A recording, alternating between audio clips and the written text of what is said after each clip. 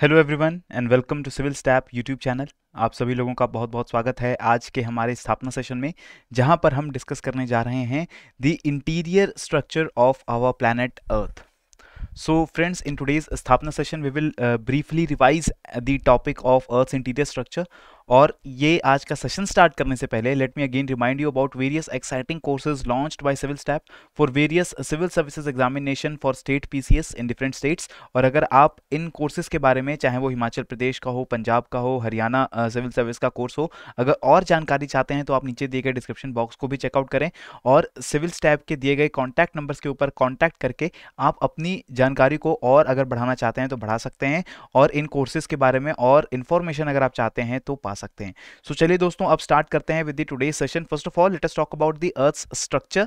अगर हम अर्थ के इंटीरियर की बात करते हैं, the Earth's interior is made up of a layered structure. ठीक है, लेयर्ड स्ट्रक्चर है, सेवरल कंसेंट्रिक लेयर्स बनी हुई हैं।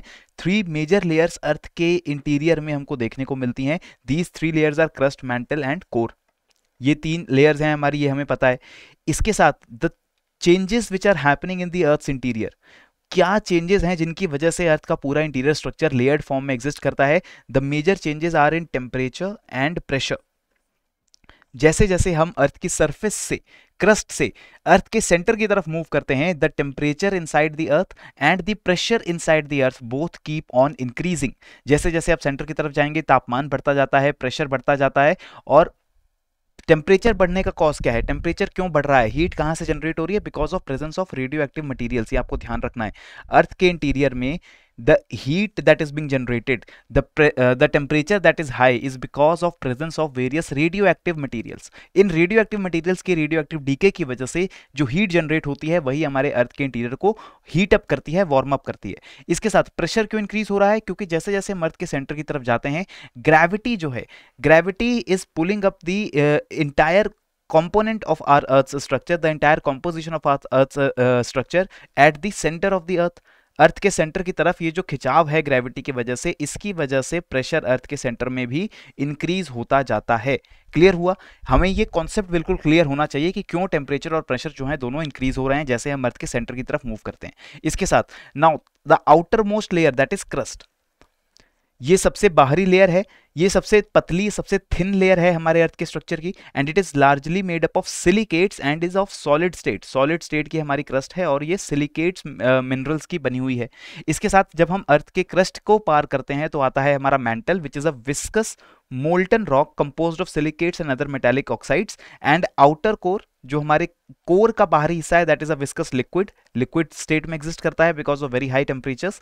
And the inner core is a dense solid because of very high pressure at the Earth centre. And this core is mainly made up of iron and निकल। ठीक है, तो ये है हमारे अर्थ का कॉम्पोजिशन अगर हम अर्थ के सेंटर की तरफ मूव करते हैं। इसके बाद अर्थ के स्ट्रक्चर में जैसे जैसे हम डीप जाते हैं, I told you that temperature and pressure they both keep on changing, they are both increasing with depth.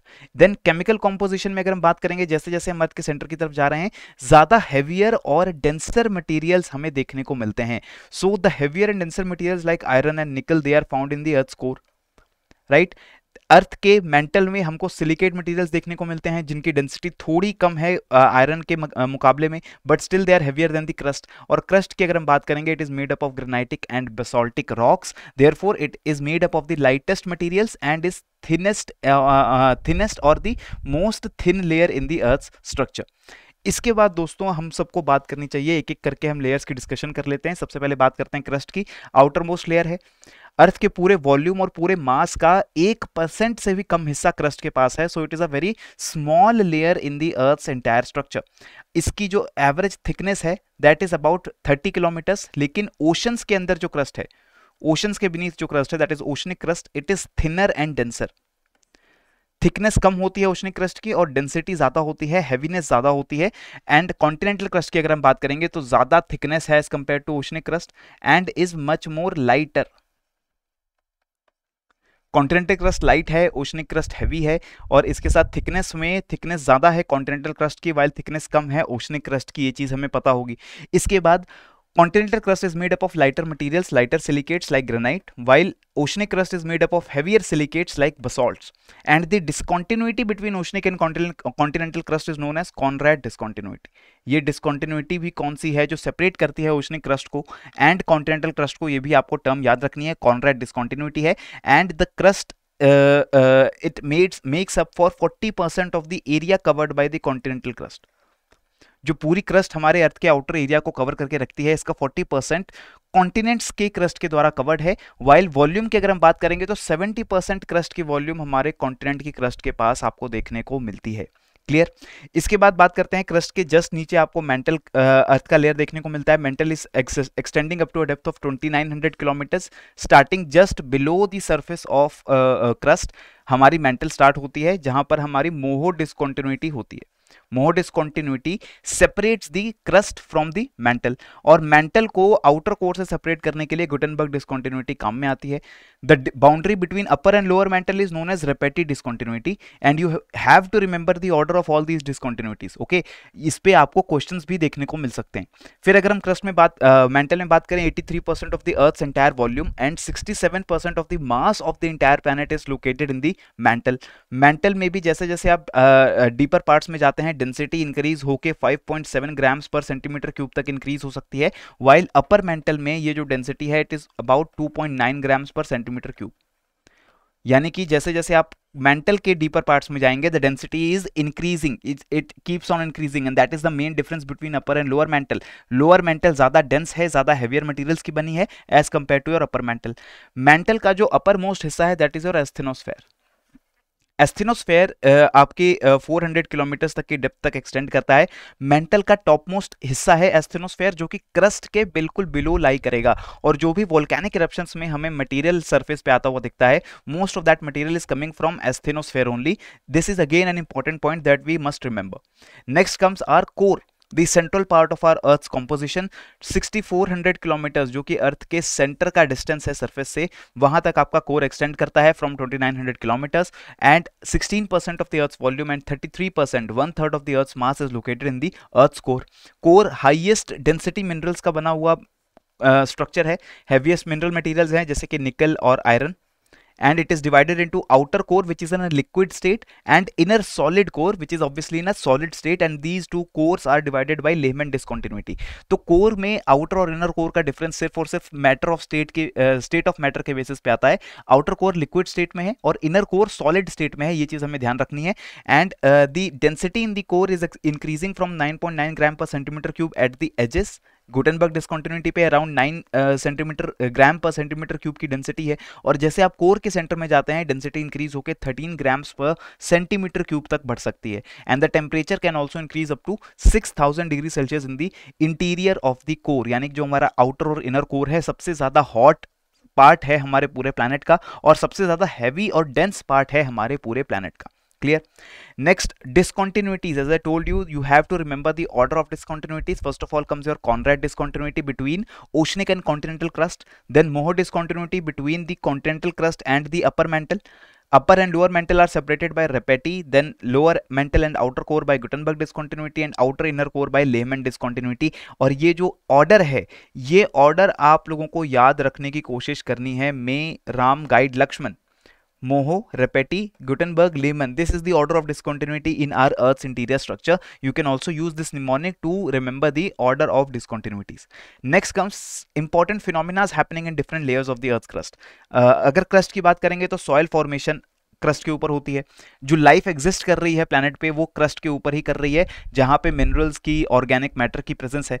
Mental की बात करेंगे तो यहाँ पर सिस्मिक वेव्स जनरेट होती हैं और ट्रैवल करती हैं जो कि अर्थक्वेक का कारण बनती हैं. कन्वेक्शनल करंट्स जो मेंटल के अंदर सेटअप हैं, they are responsible for tectonic drift, they are responsible for volcanism, they are responsible for sea floor spreading phenomena. And core की अगर हम बात करेंगे तो जियोमैग्नेटिक फील्ड जो है अर्थ का, the magnetic field that envelopes earth from all sides is generated because of presence of liquid outer core. ध्यान रखना है, लिक्विड आउटर कोर होने की वजह से ions, metals, metallic ions and the electrons are able to travel in the outer core, जो कि liquid form में है, और वहां जो करंट्स जनरेट हो रहे हैं because of movement of ions and electrons is the cause for generation of geomagnetic field और earth's magnetic field. So these are the significances of various layers of our planet. Now let us answer some questions. सबसे पहले question number 1, this question is about earth's crust. Two statements are given to us. पहली statement कह रही है part of the crust under the sea floor, basically your oceanic crust is denser and thicker than the crust underneath the continental plateaus. Continents के नीचे जो crust है उसके comparison में ओशनिक क्रस्ट ज्यादा डेंस है और थिक है, ये बोला जा रहा है. But we know that oceanic crust is denser, is heavier, but it is actually thinner than the continental crust, and continental crust is thick and light.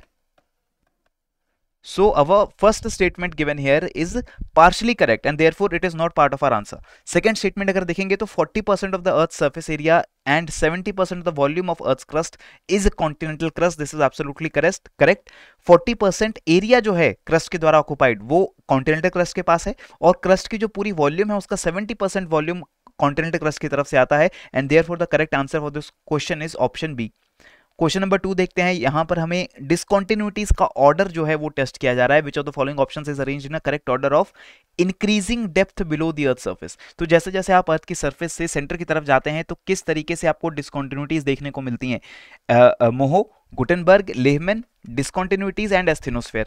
इसका ऑर्डर आपको पता होना चाहिए. सबसे पहले आपकी मोहो डिसकंटिन्यूटी आती है which separates crust from mantle. Then comes the first part of the mantle जो कि एस्थेनोस्फेयर है. उसके बाद Gutenberg discontinuity and then your Lehmann discontinuity, mantle और कोर को सेपरेट करते हुए और इनर और आउटर कोर को सेपरेट करते हुए. सो करेक्ट आंसर बन जाता है हमारा option D, Moho discontinuity, asthenosphere, Gutenberg and then your Lehmann discontinuity. Next up comes your question number 3, and this question is very straightforward question. Molten rock materials released from volcanoes are from Lehman discontinuity, asthenosphere, lower mantle और thermosphere. Now thermosphere is part of the atmosphere, आपको याद रखना है. Atmosphere का एक layer है जिसको हम नाम देते हैं थर्मोस्फेयर. लोअर मेंटल से वोल्केनिक मटेरियल्स बहुत कम हमारी अर्थ की सरफेस तक पहुंच पाते हैं because lower mantle is located very deep inside the earth, while Lehmann discontinuity again is located very deep inside the earth and no volcanic materials are coming on to the earth surface from the Lehmann discontinuity. Correct answer is option B, asthenosphere से volcanic materials हमारे surface तक निकल कर आ रहे हैं. इसके बाद बात करते हैं क्वेश्चन नंबर 4 की, and this question is about the composition of our planet. Which of the following element is most abundant in the Earth's crust? Crust के अंदर सबसे ज्यादा पाया जाने वाला एलिमेंट कौन सा है? Silicon, aluminium, iron, oxygen. अगर हम सिर्फ अर्थ के क्रस्ट की बात करते हैं तो सबसे ज्यादा पाया जाने वाला एलिमेंट है oxygen. So correct answer is option D. Crust के अंदर oxygen is the most abundant element followed by silicon. While if we talk about the entire earth, अगर हम पूरी अर्थ की बात करते हैं तो iron is the most abundant element followed by oxygen. Right. So ये कॉम्पोजिशन का डिफरेंस भी जो है दोस्तों हमें याद रखना है. क्रस्ट की कॉम्पोजिशन में oxygen is the most abundant element followed by silicon, while in the entire earth the iron will be the most abundant element followed by oxygen because large portion of iron is located in the earth's core. Clear. So इसी के साथ दोस्तों हमारा स्थापना session यहां पर आज conclude होता है. Let's keep on learning, keep on growing. जय हिंद, जय भारत.